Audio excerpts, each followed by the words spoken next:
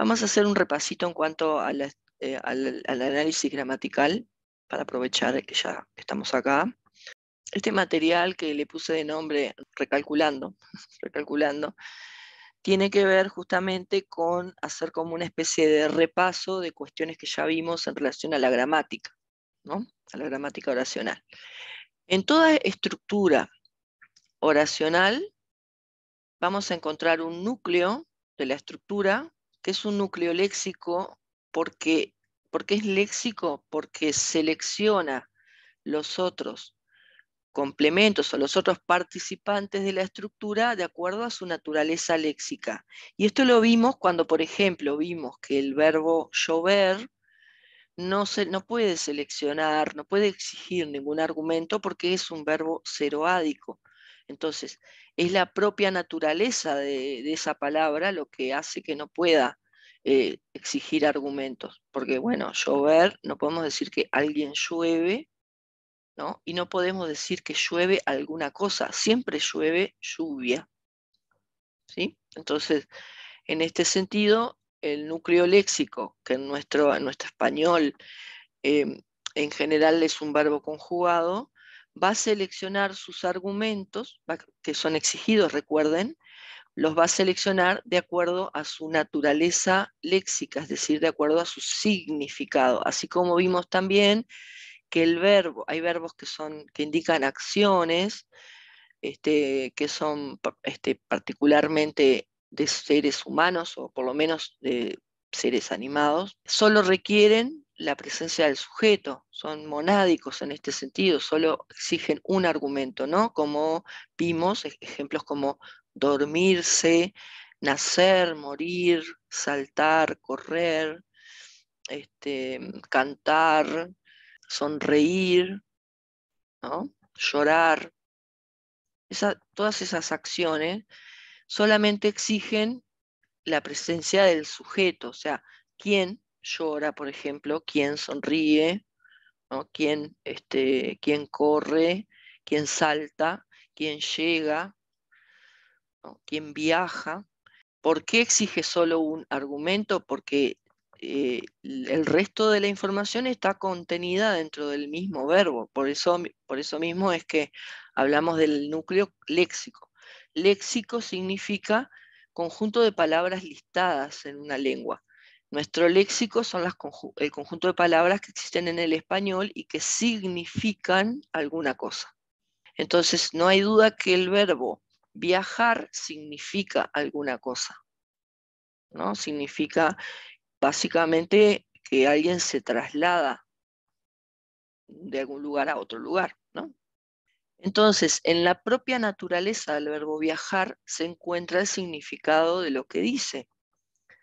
Esto sucede con los verbos que tienen contenido léxico, que son todos menos los verbos que vimos, los casos de los verbos copulativos, que justamente la diferencia de ellos con el resto de los verbos es que ellos no tienen significado propio, ¿sí? No lo tienen, porque ser no significa ninguna cosa, parecer tampoco, y estar tampoco, a menos que participe de una estructura oracional en la que se le añade un atributo, y entonces el atributo es el que le da significado en realidad. En cambio, viajar, siempre es la misma cosa. Pero ser, por ejemplo, podemos decir José es inteligente, podemos decir José es comilón, podemos decir es perezoso, podemos decir es doctor, es maestro, es esposo de María, qué sé yo. Podemos decir muchas cosas de José utilizando el verbo ser, y el verbo ser vieron que no cambia el significado de lo que digamos en relación a José. Entonces el verbo no tiene significado en sí mismo. En cualquiera de esas estructuras solamente funciona como un nexo entre José y lo que se va a decir de José. Porque aparte los verbos estos copulativos o atributivos son verbos que indican estados, no indican acciones ni actividades, no indican eventos en general, ni procesos. ¿Tá? Bueno, entonces, recalculando, tenemos la estructura oracional, un núcleo léxico y un conjunto de argumentos que son exigidos por el verbo y se realizan en la oración como complemento directo, complemento indirecto, complemento de régimen preposicional y sujeto. Por otra parte, ese núcleo léxico, además de exigir sus argumentos, puede seleccionar modificadores o adjuntos, que son seleccionados pero no son exigidos. Eso quiere decir que si no están, sigue habiendo oración. En cambio, si uno de los argumentos falta, la oración no está completa, por lo tanto es una estructura agramatical. Y ahí está la gran diferencia entre los argumentos y los modificadores, que los argumentos no pueden faltar y los modificadores pueden estar o no, ¿sí? Para que esa estructura sea una estructura válida en nuestra lengua, una oración. Y acá tenemos, en general, todo el conjunto de complementos circunstanciales, que las circunstancias pueden ser muy diversas, ya vimos, pueden ser de tiempo, de cantidad, de modo y manera, de finalidad, de instrumento, de lugar. Hay muchos modificadores que pueden aparecer en la oración y que van a dar circunstancias diversas, ¿no? Supongamos que yo digo, con el verbo viajar, vamos a seguir con el verbo viajar, ¿no? José y Nicolás viajaron, José y Nicolás viajaron. Eso ya es una oración completa, porque el verbo viajar solo exige el sujeto. Pero yo puedo querer aportar información en relación a dónde viajaron, cuándo viajaron, en qué viajaron, ¿no? Son circunstancias. Entonces puedo agregar a esa expresión unos modificadores del verbo viajar. Entonces puedo decir, José y Nicolás viajaron ayer en la tarde a la ciudad de Paysandú en el coche de José, por ejemplo. Y vieron que ahí puse una cuanta información nueva, ¿no? Dije cuándo viajaron, dije a dónde viajaron y dije en qué viajaron. También hasta puedo, si quiero, decir cómo viajaron. Puedo decir que viajaron preocupados, porque capaz que justo viajaron porque, no sé, pasó alguna cosa con algún familiar y viajaron nerviosos o viajaron preocupados o viajaron rápidamente, ¿no? A toda velocidad.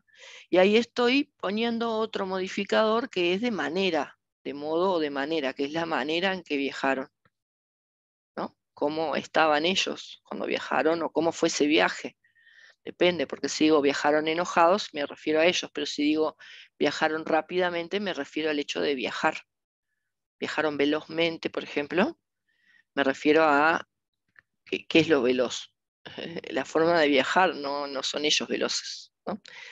Entonces, sí, En caso que usted en esa oración hubiera puesto la razón por la que viajaban, ¿qué sería? ¿Complemento de que de...? también es un complemento de motivo. Ajá. Por ejemplo, suponete que decimos, José y Nicolás viajaron ayer en la tarde a Paysandú porque su madre se enfermó. Ese es el motivo. ¿Por qué viajaron? Porque su madre se enfermó. Todo eso, porque su madre se enfermó, es un complemento circunstancial de motivo. Y si hubieran viajado para algo, ponele que decimos, José y Nicolás viajaron ayer a Paysandú para firmar el contrato. Supongamos que tenían que ir a firmar algo, ¿no? Ese es un complemento circunstancial de finalidad. Cuando decimos por qué es motivo, cuando decimos para qué es finalidad. Y hay otro complemento, por ejemplo, que es el de instrumento, que es cuando decimos con qué alguien hace alguna cosa. Si digo, Los niños rompieron el vidrio de la cocina, de la escuela, con un borrador, pero el instrumento es el borrador. Es un complemento circunstancial de instrumento. Entonces tenemos de tiempo, de lugar, de cantidad, de manera o modo, que es lo mismo, de motivo, de finalidad, de instrumento. Esos son los complementos circunstanciales. Va a depender de la información que se quiere dar en relación a lo que se está diciendo, porque bueno, como decía, José y Nicolás viajaron, es una oración completa, pero si yo quiero darle más información al oyente en relación a, bueno, por qué viajaron, para qué, cuándo, en qué, bueno, puedo hacerlo. Teniendo en cuenta esto, la oración es una estructura en la que encontramos un vínculo entre dos grandes componentes, dos grandes constituyentes, el sujeto y el predicado. Está formado por el núcleo léxico más los argumentos que exige ese núcleo léxico, excepto el sujeto, más los modificadores que puede haber seleccionado o no. Puede haber o puede no haber.